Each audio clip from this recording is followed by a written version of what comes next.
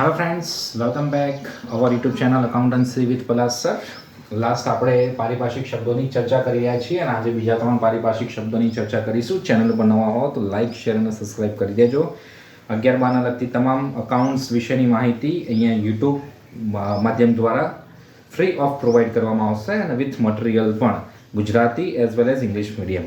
બરાબર. તો પહેલું જે છે ચૂકવણીઓ, તો ધંધા દ્વારા કરવામાં આવેલ વ્યવહારના સ્વરૂપે જ્યારે નાણાં ચૂકવવામાં આવે ત્યારે જાવક તરીકે ઓળખવામાં આવે છે અને ચૂકવણીને શોર્ટમાં આપણે ખર્ચા તરીકે ઓળખીએ છીએ. શેના તરીકે ઓળખીએ છીએ? ખર્ચા. અને ખર્ચા બે રીતના હોય છે, મહેસૂલી ખર્ચા અને મૂડી ખર્ચા અને પ્રસારિત ખર્ચા. મહેસૂલી ખર્ચા એટલે એવા ખર્ચા જે ધંધાના ડે બાય ડે એક્ટિવિટીઝમાં થતા હોય. બરાબર. રોજે રોજના જે ખર્ચા થતા હોય, દર મહિને ખર્ચા થતા હોય, ભાડું ચૂકવવું, પગાર ચૂકવવું, કમિશન ચૂકવવું, દલાલી ચૂકવવી, આ બધાના કયા ખર્ચા કહેવામાં આવે છે? મહેસૂલી ખર્ચા. મૂડી ખર્ચા એટલે મિલકત ખરીદી વખતે જે ખર્ચા થતા હોય એના મૂડી ખર્ચા કહેવામાં આવે છે. ધારો કે યંત્ર ખરીદ્યું અને એને ધંધાના સ્થળ સુધી લાવવાની ગોઠવવાની થઈને મજૂરી ₹5,000 થઈ, તો એ મૂડી ખર્ચામાં ગણવામાં આવે છે. અને પ્રસારિત મહેસૂલી ખર્ચા જે ઓલરેડી શેર બહાર પાડતા જે તમને વટાવ, ડિબેન્ચર બહાર પાડતા જે વટાવ હોય એ બધા શેમાં આવે છે? પ્રસારિત મહેસૂલી ખર્ચામાં આવે છે. બરાબર. તો ધંધા દ્વારા કરવામાં આવેલ વ્યવહારના સ્વરૂપે જ્યારે પૈસા ધંધામાંથી જાય છે એને જાવક તરીકે અને ખર્ચા તરીકે ઓળખવામાં આવે છે. બીજું છે ઉપજ. માલ કે સેવાનું ગ્રાહકને અનુક્રમે વેચાણ કરવામાં અથવા પૂરી પાડવામાં આવે ત્યારે ધંધાને ઉપજ થઈ કહેવાય. સેલ્સ અથવા તમે વેચાણ કરો એના દ્વારા જે આવક થાય. બરાબર. પછી તમે કોઈ સેવા, ધારો કે ડૉક્ટર સેવા પૂરી પાડે છે, ફી લે છે. ડૉક્ટર સેવા પૂરી પાડે છે અને ફી લે છે. વકીલ સેવા પૂરી પાડે અને ફીસ લે છે. બરાબર. એન્જિનિયર પોતાની સેવા પૂરી પાડીને ફીસ લે છે, એ સેવાકીય ધંધા થઈ ગયા. ટીચર પોતાનું ટીચિંગ પ્રોવાઈડ કરીને ફીસ લે છે અને સેવાકીય ધંધા થઈ ગયા.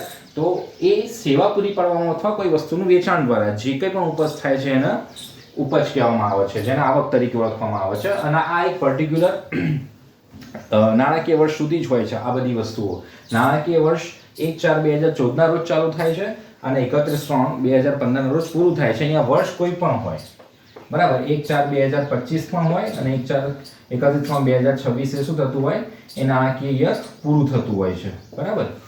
તો નાણાકીય યર જે છે તમારું ફાઇનાન્શિયલ યર, જે નાણાકીય વર્ષ એ 1/4 ચાલુ થાય છે અને 31/3 તમારું એ વર્ષ પૂરું થાય છે. બરાબર. હવે છેલ્લી વસ્તુ છે કે નફો. વર્ષ દરમિયાન નિયમિત આવકોમાંથી નિયમિત જાવકો બાદ કરતા જે રકમમાં જેને નફો કહેવામાં આવે છે, તમારી કુલ આવક ધંધાની એમાંથી કુલ ખર્ચા માઇનસ કરો.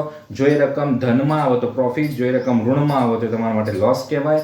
અને નફો છે બે રીતનો હોય છે, મહેસૂલી નફો જે ધંધાકીય ખરીદ વેચાણ દ્વારા થતો હોય છે એ, અને બીજો છે મૂડી નફો. તમે ધંધાનું કોઈ યંત્ર, કોઈ મિલકત આજે ખરીદો છો 5 લાખમાં, 5 વર્ષ 10 વર્ષ પછી અને તમે 10 લાખમાં વેચો છો, તો એ 5 લાખ વધારાનો તમારા માટે મૂડી નફો કહેવાય. મિલકત વેચતા વધારાની જે રકમ મળે છે એને મૂડી નફો કહેવામાં આવે છે. મહેસૂલી નફો જે ધંધાના રોજબરોજ વ્યવહારોના પરિણામે ઉદ્ભવતો જે નફો હોય છે એને મહેસૂલી નફો કહેવામાં આવે છે. નફો ઇટ મીન્સ કે વર્ષ દરમિયાન નાણાકીય વર્ષ 1/4/2025 થી ચાલુ થાય અને 31/3/2026 પૂરું થાય.